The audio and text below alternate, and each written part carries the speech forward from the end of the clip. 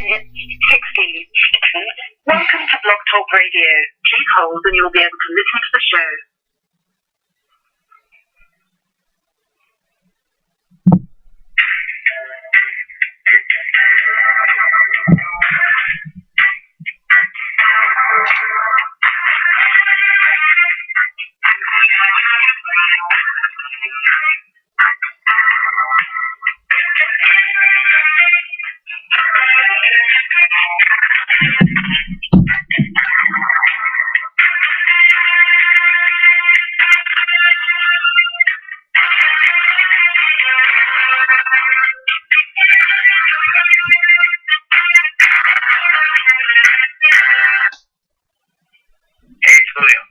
Hey, Julio, it's me, your favorite caller, man. What's up?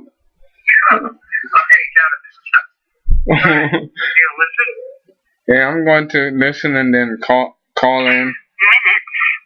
And, you know, yeah, I'm going to call in. So, I'll put that up. So, number one is for the host queue, right? What? I put one in for the host queue, right? Yeah, I don't know. Yeah, I gotta check. Yeah, I gotta go back and check something. Yeah. All right. Okay. That was Jonathan. No worries.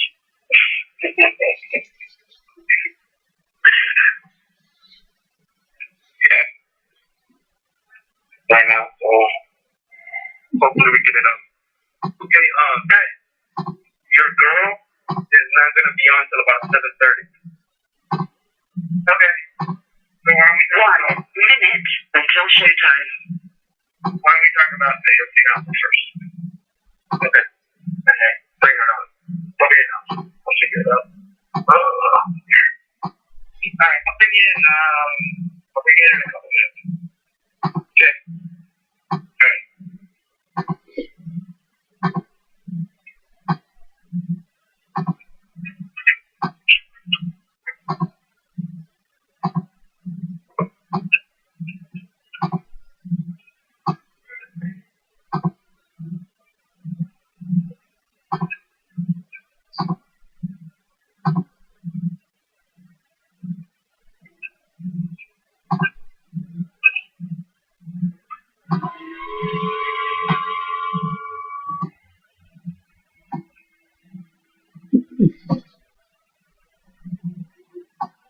Your show will go live in 5 seconds. 4, 3, 2, 1. You are now in the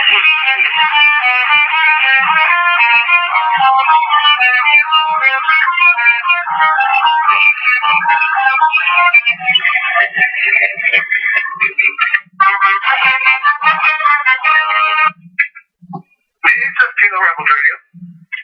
Latino Rebels Radio right now. Yep. Sunday, September 27th, 10 p.m. on the East Coast. Voice of Peter. That is my name. Twitter handle 2277. You live Latino Rebels Radio. We're back. Fall. It's your last week.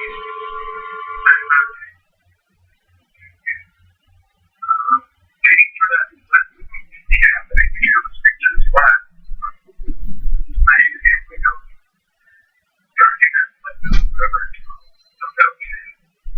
But without any more delay, I bring in my producer, the fabulous Christian Enriquez.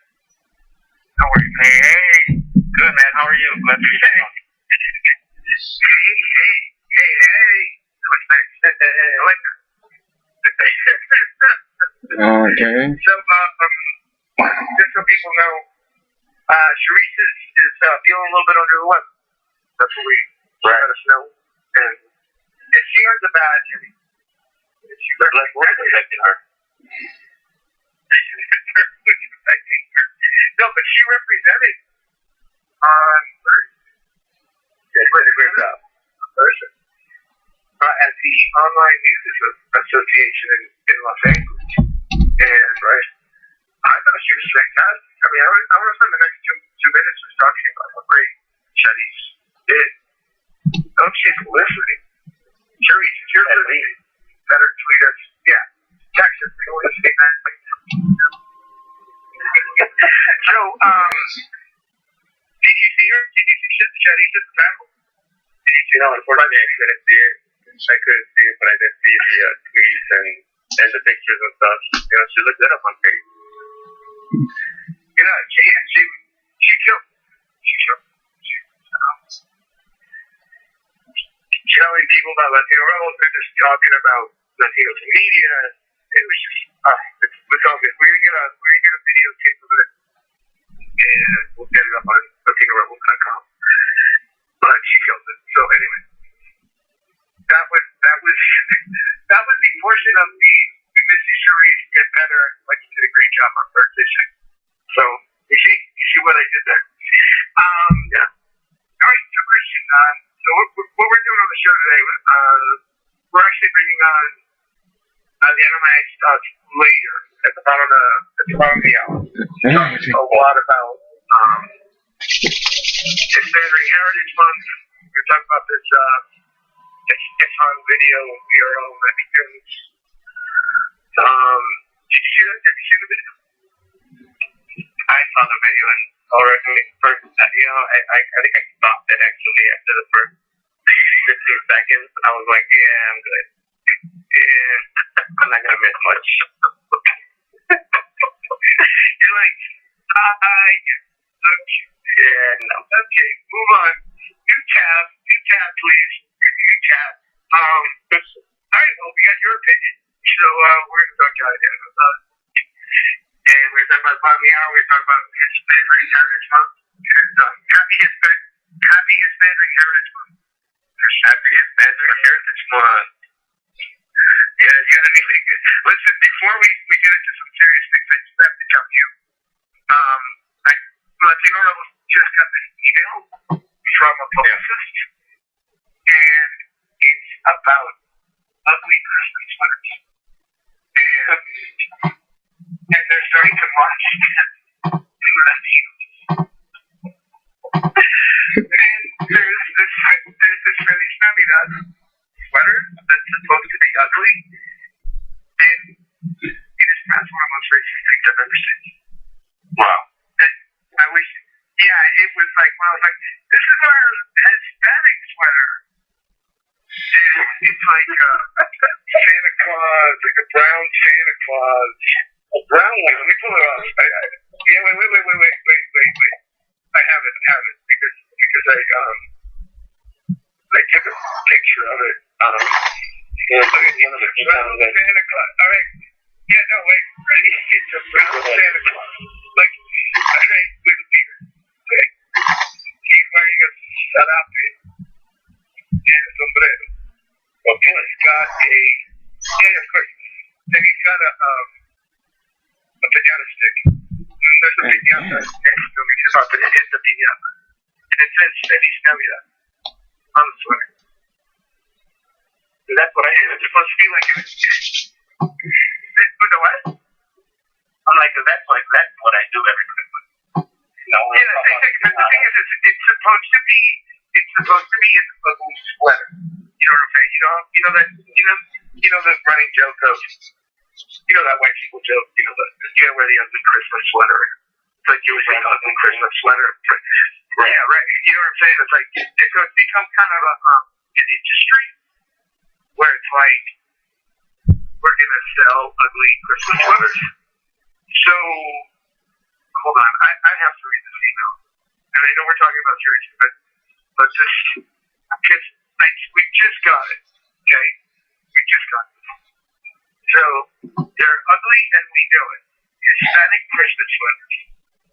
So, hey, Julio, yes, Merry Christmas can be said in multiple languages. If you're looking for something fun to feature here are two options, okay? Like, this is a pitch. So if you're looking for something fun to feature, here are two options. Okay. This ugly sweater has a Hispanic Santa busting open a piñata, so everyone can have some treats this holiday season. Sombreros, long fur, and bright colors make this sweater a real treat this holiday season. No matter quality, 85% acrylic, 15% flow material. Let's say, okay? Here's the next one. This is an actual story. I am not lying. Census race has always been a mystery. We figured we would cover all the bases. Yeah, we would cover all the bases by creating a sweater with an Asian, African American, and Hispanic fans. This black sweater vest also features LED lights around the Santa head. It has three-dimensional fall fur on each thing, guaranteed to impress audiences of all backgrounds this holiday season. It's made with soft, high-quality, 85% acrylic, 15% wool. I haven't opened this one, so let me try this. So the other one is, oh yeah, it's like literally like all these Santa Clauses, and it's supposed to like represent, we are the world. This is, let's see what, I'm actually trying, okay, here. Yeah, oh my god, so there's like a black Santa Claus, like he's black, and there's a Chinese one, and he's got the Fu Manchu. Wow. And then the Hispanic Santa Claus has a sombrero. I can't make this year. We're going to have to write about this. This is hilarious. But that was an actual, yeah, I'm sorry I went off topic here, but it literally came in the Latino Rebels. No, this is about 5 minutes ago. Yeah, so let me know if you want it. She's actually a publicist, so she goes, let me know if you want my resolution photos, more information. We're ready for this. Samples. You know what? I'm gonna go get samples and send them to you. Yeah. And then I want you to wear them. I'll wear them for Christmas. I'll hand it out to the family. Oh, I'm sorry, but these are the type of story pitches that Latino Rebels get on a daily basis. And I won't mention the person's name, but I'm sorry, that was, hey, you're Hispanic. We're doing Hispanic Christmas sweaters. Anyway, do they really know what we do? I mean, it's really like, I think there's a argument, like, at Charles State, not sure who does, like, I think when these publishers go, well, let's send it to them because they'll get outraged. I don't think they think that, or maybe she really doesn't know that this is like candy for us. Or even this is Christmas for us right now. Yeah, it's totally is Christmas. I mean, that pitch was so great. I'm like, wow, Christmas came early. Thank you. Oh man. Okay, I know. Now this is the way I like it. That's kind of like a breaking news. So anyway, let's move on to serious things. Enough ugly Christmas sweaters with Hispanics. Santa Clauses and squirrels. Because this is going to be like a completely different pivot. So I'm going to try to get serious. But it's yesterday in Mexico City. There were about Yes, Ma. 14,000 people Good night. protesting, and more. I'm just listening to the show. That's okay. The 43 I love you. missing Okay. male students from the Ayotzinapa college, right? The rural school, and so it's been a year. Good night. It's been a year. It's crazy. I can't believe it's been a year. I know. You know what? Carton, before we talk a little bit more detail, but the families met Thursday in Mexico City with President Enrique Nieto, who right now has the lowest popularity numbers of any Mexican president in the last 20 years. So you gotta put that in perspective. Yeah, considering how many, like, the competition wasn't that difficult, you know what I'm saying? Like, there's no, like, I mean, to be worse than other presidents of Mexico in the last 20 years. That's pretty bad.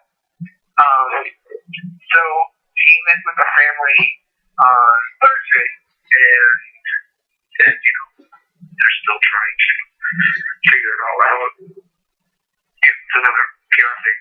And then, or Friday, Thursday, and then people have been online and they've been all over the world speaking out against what's happening. So what have you seen, Christian? What's going through your mind about this? It's a year later. Not a lot of answers have come up with the so-called investigation that the Mexican government has launched on this. Yeah, they tried to arrest a few people just to kind of quiet it down, but it didn't quiet it down at all. The protests have been going strong ever since the 6th of September of last year. Yeah, you talk about arrests. So to give people some numbers, you can continue, but according to Peña, 111 arrests were made, which I don't know if that's like really anything. It's almost like with the rest, like, you figured that almost like, you might be like those dragnet things. It's like, we're going to go after people. Anyway, continue, but to let you know that even with a lot of arrests, like, nothing's really happening. But, yeah, like what happened with those cases? Like, what happened with those people that got arrested? We haven't heard of any trials, at least I haven't. Right. I mean, who was actually arrested? Besides some of the officers that were arrested, that's the only ones that I know. And the low key players are the ones that are going to get the majority of the cases on this. The main ones are just going to walk away free. Right. So there was a lot of protests. Yes. You see any of the images, or what have you seen online? And I want to tell me what you've seen online and what you've read, or whatever. And then we're talking about what there was a powerful message. Oh, for sure. I saw some comments online with the hashtag Dia de Indignación, Day of Indignation. And one of the powerful images that really struck me was a lot of water fountains in Mexico were dyed with the color red to symbolize the blood that these students built. Yeah, that was really. That struck home with me.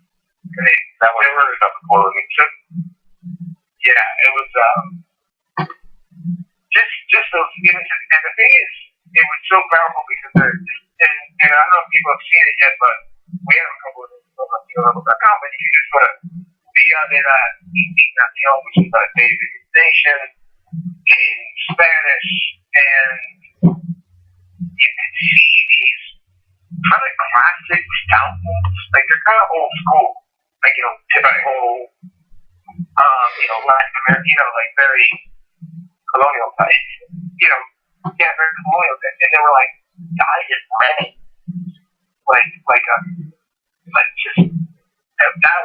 That was crazy. You saw that one. That was crazy. What else did you see?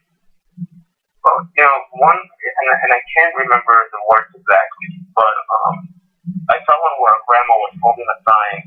Yesterday in Mexico, it was kind of cloudy, kind of rainy from the images that I saw. Yep. And one of the signs said, "Today the sky cries, and tomorrow the seeds of our children will grow again." Something to that effect. Right. And I thought that was a really powerful image. You can pull it up. I'm trying to find it and get the exact words. But I'm gonna get it. I haven't. Yeah. I'll pull it up. Because we did do a slideshow on LatinoRebels.com, and I can pull it up in a second. There's another one that I love. It's just let's hear it. You don't see any of these images anywhere on any American newspaper. I didn't see the fountain. I didn't see the 50,000 people picture. I didn't see the covered in umbrellas. I mean, it was really powerful. And there's one, you didn't see like there's stunning pictures. So all these pictures are on Twitter, and you see the family, and then, here's the picture, here's what the sign of the elderly, she looks out for the maybe she's anyway, so she said, hoy el cielo luna, mañana la luna sangra en la tierra, cuántas semillas crecen, serán el sol de la justicia. So, this guy cried, and the blood moon, as far as the blood moon, that's the part that got me. It's like tomorrow the blood, in la luna sangra would literally be the moon bleeds. But that's making reference to the blood moon right now, tonight, right? Which on Earth, and then 43 seeds will grow, and these seeds will be the soul, the son of justice. That which you should see. And that image went crazy. I mean, I saw it all over my feed. Yeah, but what's really interesting is if you look at the media coverage, and particularly U.S. media, local media, like Guardian and the Telegraph covered it. And there was actually a really good piece in the New York Times that kind of focused on one of the students' dad. But didn't mention the protest, but it was definitely focused on the father and how he's hoping this stuff is going to go alive. And the point in that story that talk about the thousands, but there's no pictures. And then other than that, Christian, there's nothing else. And I saw a timeline that Vice News did on the 25th of this year, of this month, because they had pretty much time on what happened, and that was very, very interesting as well. Not a lot of pictures, it was literally a timeline with some videos here and there, but it was very telling of it was very interesting to relive a year of this, of this situation, and how really, just so many answers. So many questions still. Yeah, no, it's crazy. There's no real, nothing's really progressed. And what's very interesting about it, and this is where you want to understand the sensibility when you start dealing with Latinos in the United States, Mexican Americans, in the United States. At least in the world I live in, everyone knows about this tragedy. Right? And mostly, people talk about it, they follow it, they're interested in it. So they want to know what's going on. And it's mostly like predominantly English dominant Mexican Americans, Latinos, and it's not just Mexican Americans, it's not just people of Mexican descent. This story transcended the world, and there's this thirst for it, obviously. There's so many symbolic, so many symbols in this story that make it a bigger story, so it's not just about 43. I think students put the context of this experience. In Mexico, it's like corruption in Mexico in general. Yeah, exactly. Corruption, the injustices against the indigenous, the right to femicide in Mexico, right, kidnapping, right, murder, the whole disconnecting complicity of the United States. Maybe, you start peeling the onion, and it's like, this is not just a story. I mean, even though it is an important story, we're talking about 43 lives, 42, I think one of them has been, from what I recall, one of the remains was found. But no one else knows who the remains are. That's if there are remains. If you're making the assumption that these young men were killed, which is very likely, but no one knows where the remains are. Right, and that's why it's crazy, you're holding on to hope. It's crazy. It's crazy, and that is, no one in American media is really discussing this, and no one in American media is really trying to make those connections with sort of that Latin American sensibility. And I don't know, man. It's like every time, someone was saying to me today, it's like, why do you cover it? It's like, because not a lot of people are. Yeah, it needs to be, and it's not something that needs to be,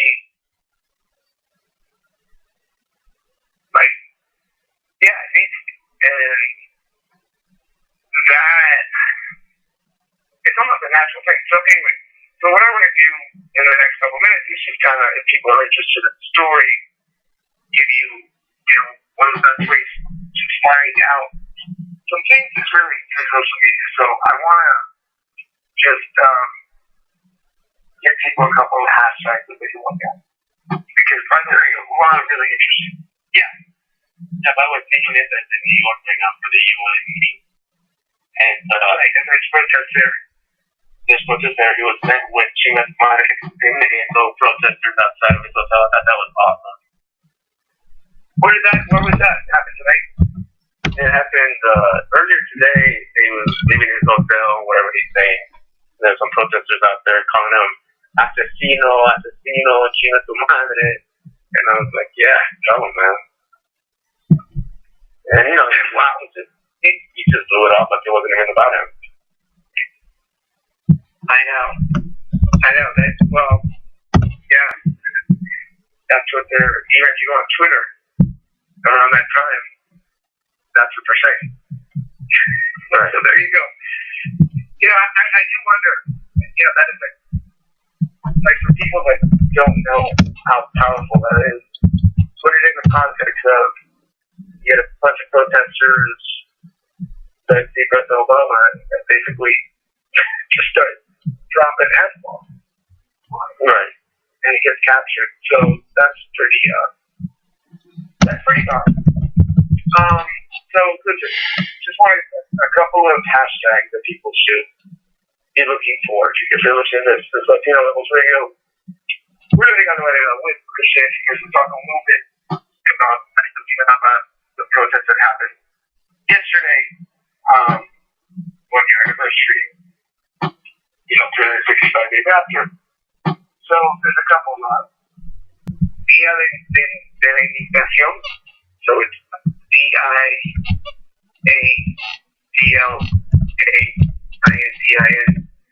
GACION. A lot of powerful photos and videos of the protests, and you can see it there. And I'm sure if you can go there, you can probably find out how people are. Did I spell that right? How people are reacting to Peña Nieto. And then there's also Ayotzinapa un año, which is 1 Peña 0. So those are two really good places where you can find what's going on next door.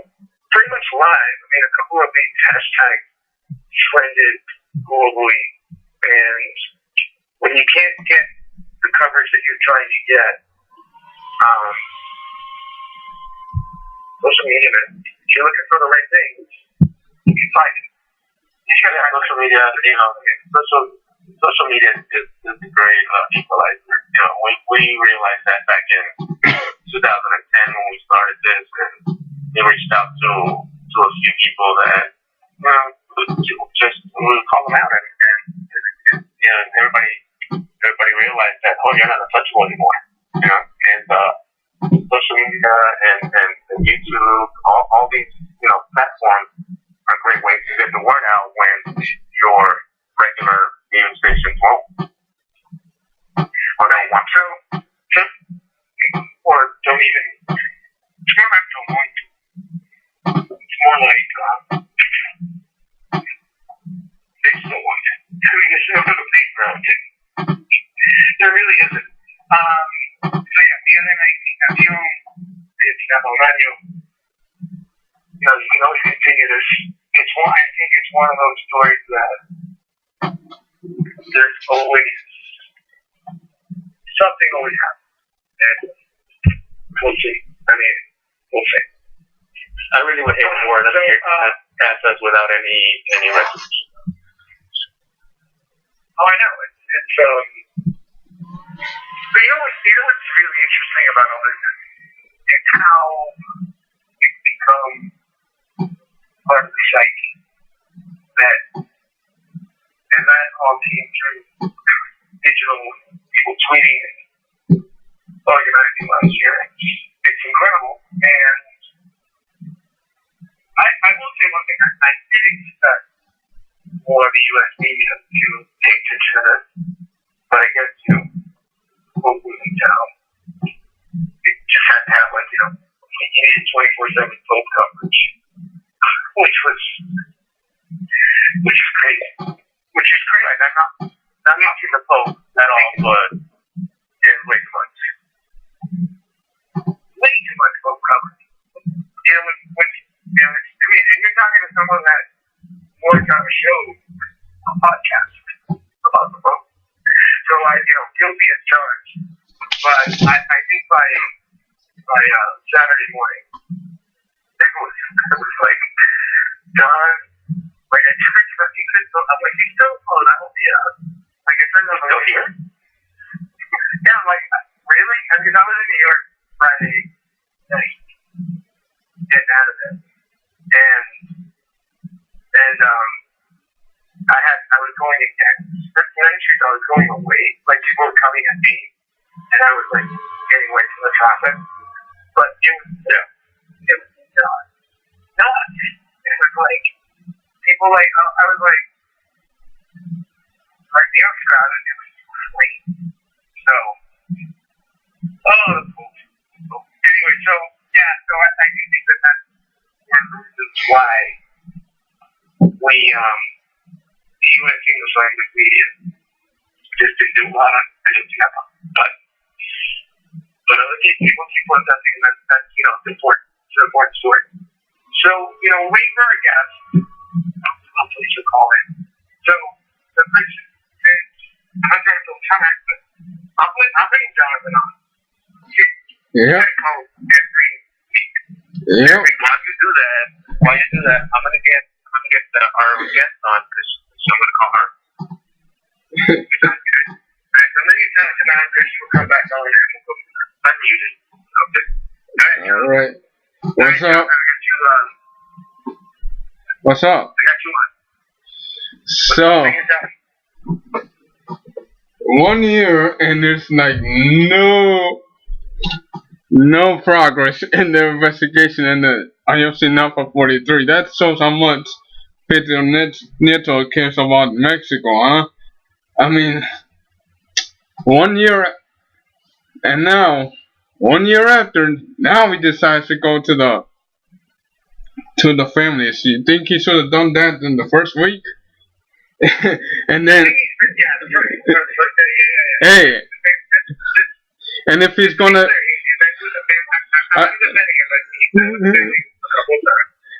and I'll put this in a,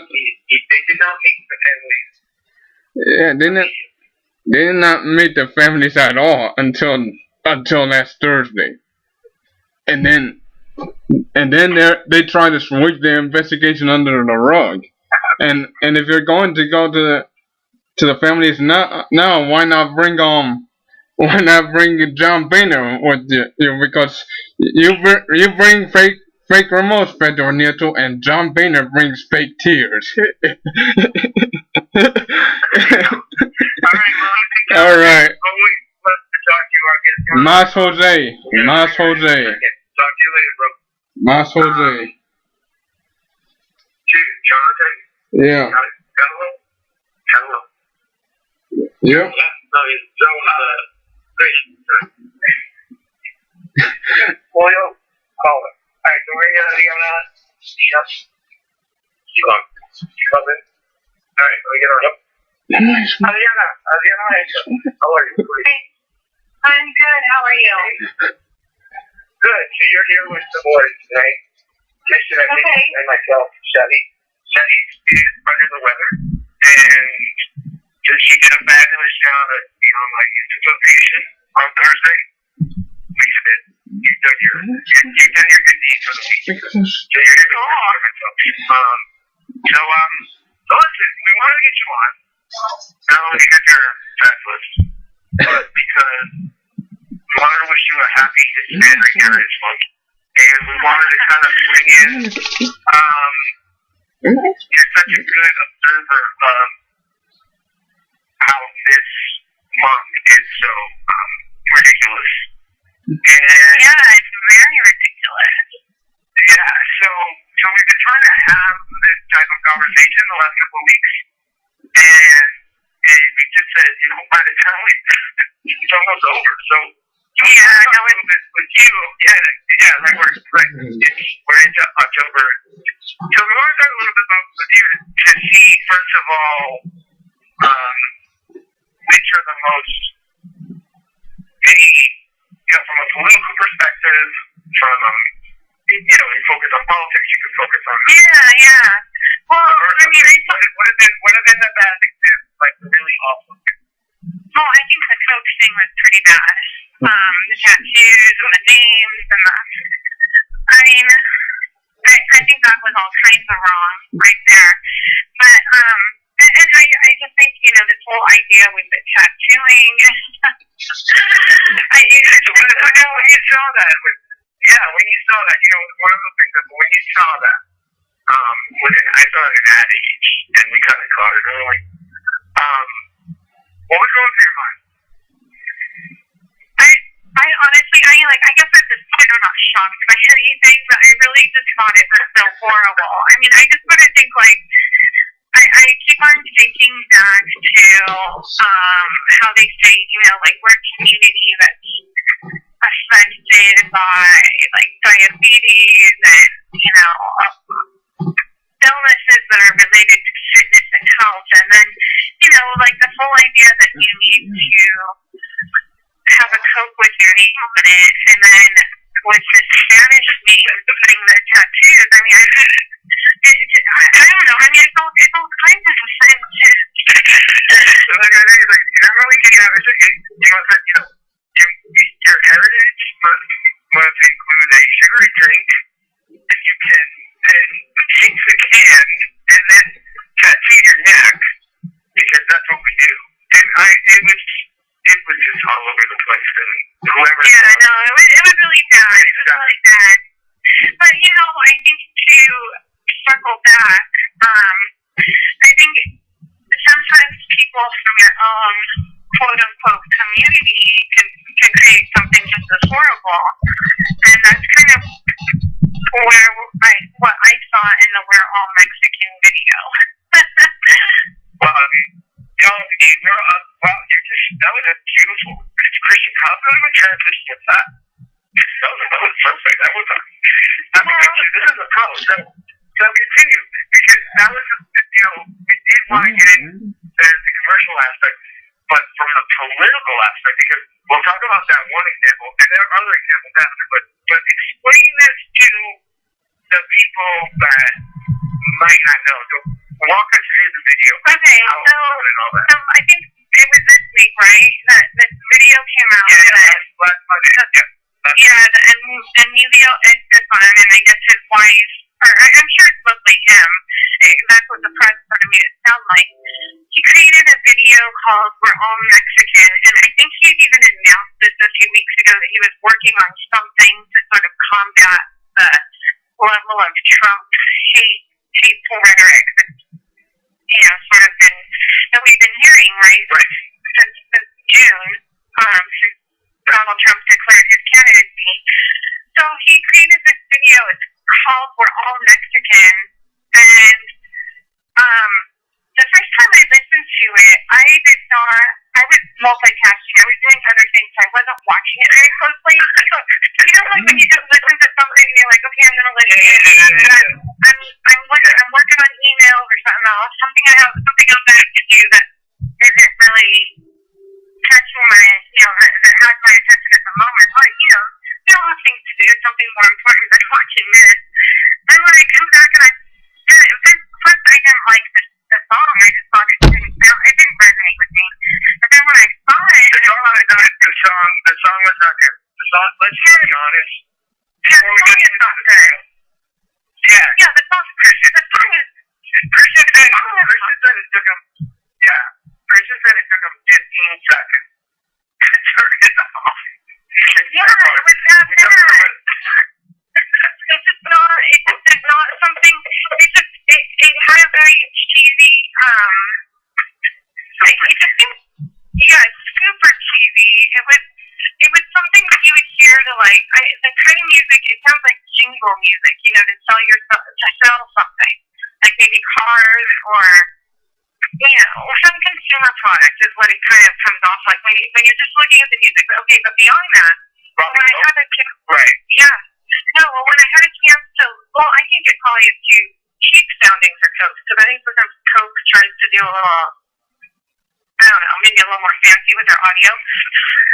Anyway, so when I got around to actually viewing it and looking at it closely, I was shocked. There was a dancing Chihuahua dog. There was a reference in the song to sitting back and having some beans, or there was a lyric, something to that effect. Then there was a picture of guacamole, and then there was Cassie Kristen wearing a sombrero saying, "We're all Mexican." So I kind of like how you would see, I don't know, a white lady parade or the mayo. Yeah, exactly. I'm glad I didn't do that. Exactly. Yeah. You were the best. Chris made the best decision, but after 10 seconds, he turned it off. Yeah, no, I thought it was probably the best thing to do. So anyway, the upshot of it is the imagery in the video has a lot of pandering, and there's a lot of military imagery in the beginning of it too. And I get what he was probably trying to do. He was trying to say something like, well, Latinos more broadly, or a lot of them serve in the military and they're patriotic.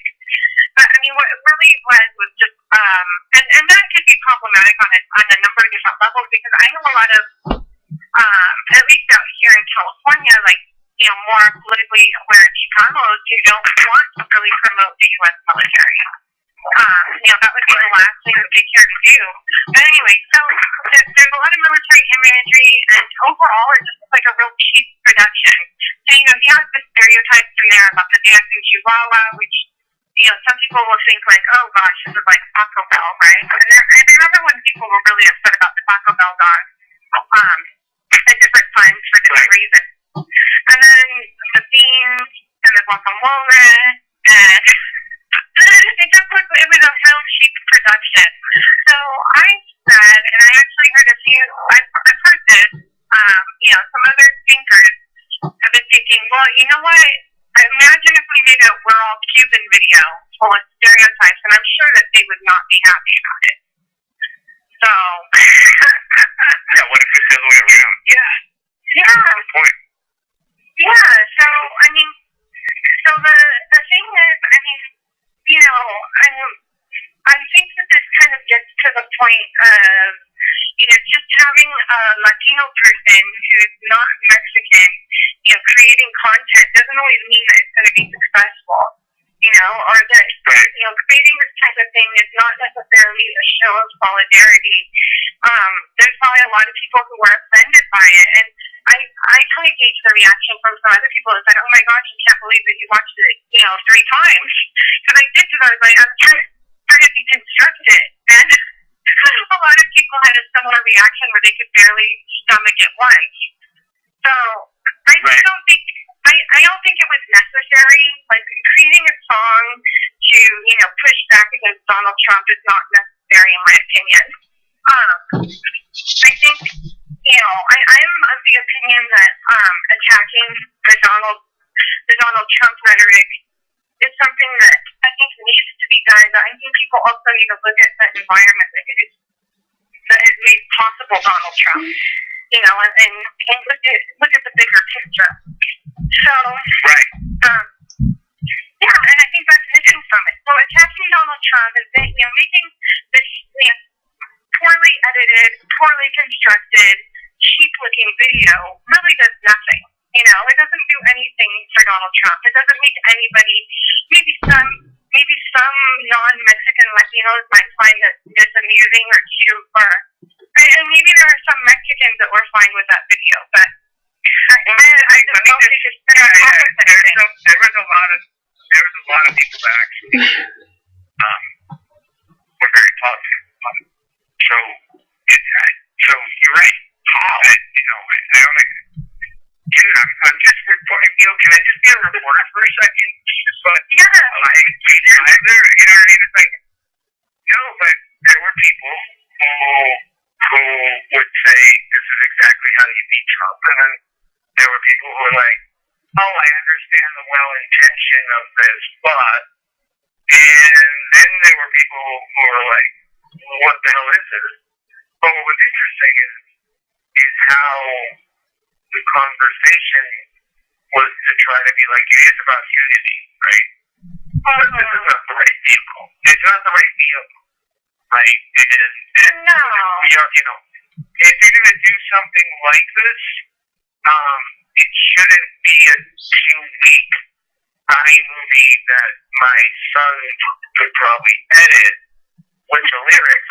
And it's the question of if you are going to do a protest song, and this is where I get like, this is where people say you're old. But I don't care. Like, I come from the time when I was a teenager, like, everyone was doing protest songs, right? You know, I don't know about some city, we are the world, blah, blah, blah, you know, all that. And you have all these, like, you know, Springsteen and Ray Charles and, you know, and it'd be like, this is a big deal. Like, we're all going to speak out and do this, you know, it was like an event. And Stefan, I think, it was almost like a tribute to that, but, you know, it was like, let me just get like 5 guys, you know, you know, got Pitbull, you know, I got Pitbull, I got 16 out, yeah, I'm good. And it just didn't feel like it was thought out. And what might have been something incredibly powerful, if you think about it, because there is, the intent of the message, I mean, there is some sense of like, we want to be, you know, these were anti-Mexican comments, we want to show solidarity. But it was just so poorly executed. So that's sort of my take on it. And I wanted to hear what you think of that. Oh, no, absolutely. I think it's definitely poorly executed. But I think there's also, I mean, there's a lot of people who could have made a protest kind of song, and probably done something more aggressive and more forceful, who are Mexican, Zach de la Rocha, or maybe it could have been something corrido style, or, I don't, something, you know, something that was more authentic, is just like something that feels like, yeah, no, absolutely. Like when people say it, it'll be like, oh yeah, I get it, this makes sense. Okay. Yeah, and then the other thing too is I kind of wonder if some of the people who appeared in it, who were just, you know, they weren't singing at all, but they were doing like their Viva Mexico or whatever, you know, they probably recorded on their camera phones, because you can tell that these are people, they're not in the studios all over the place. I wonder if they even knew what they were really getting into, you know? Yeah, no, that's a good point. Yeah, because, you know, like when you see the end product and you're like, uh-oh, I lent my name to that. And I know, no, that's a good point. Yeah. And we got the song. We got the song. What if you want to play it? Oh, should we? We got the song. Let's play the song. Do you have it? Well, I have it. Let's play the song. I don't even know what they're talking about. All right, if you can play it, go for it. All right, here we go. Okay.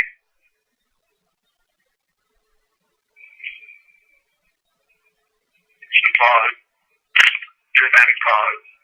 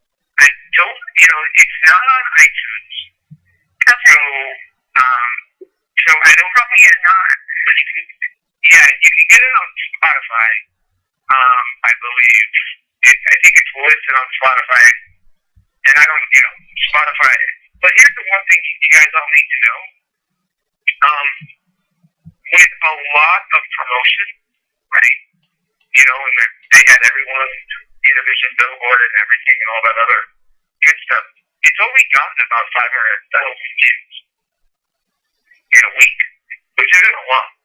No, not really. No. Considering that this was supposed to be the big protest song that would call out Donald Trump stuff, right?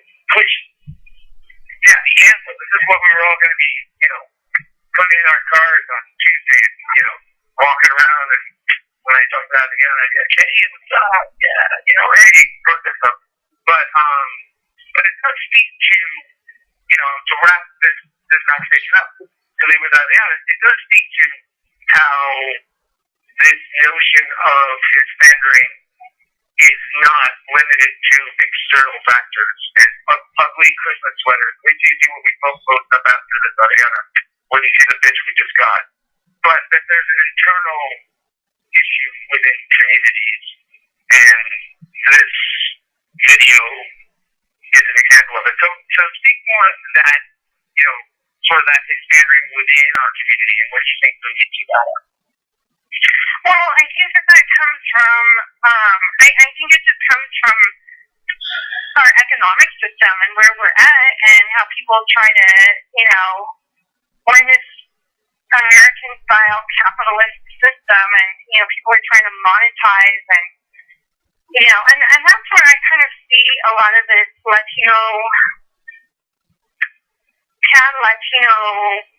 stuff that we're dealing with. I mean, like, to me, this was just an example of, how it's kind of come back and it could bite some segments of the community in the butt, and, so to speak. So, I mean, I this is a product of that. I mean, you always see, like, the Estefans are always at some sort of Latino kind of event or Latino entertainer type of thing. So they're looped into that type of community and that style of marketing anyway.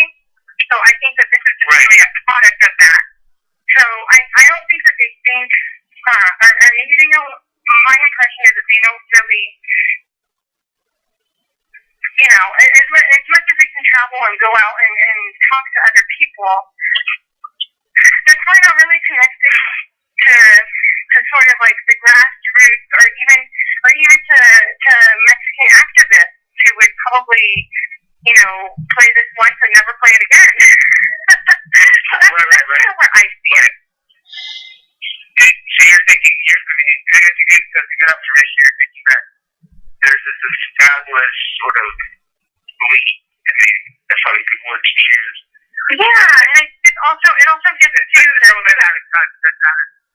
go ahead. It's out of touch.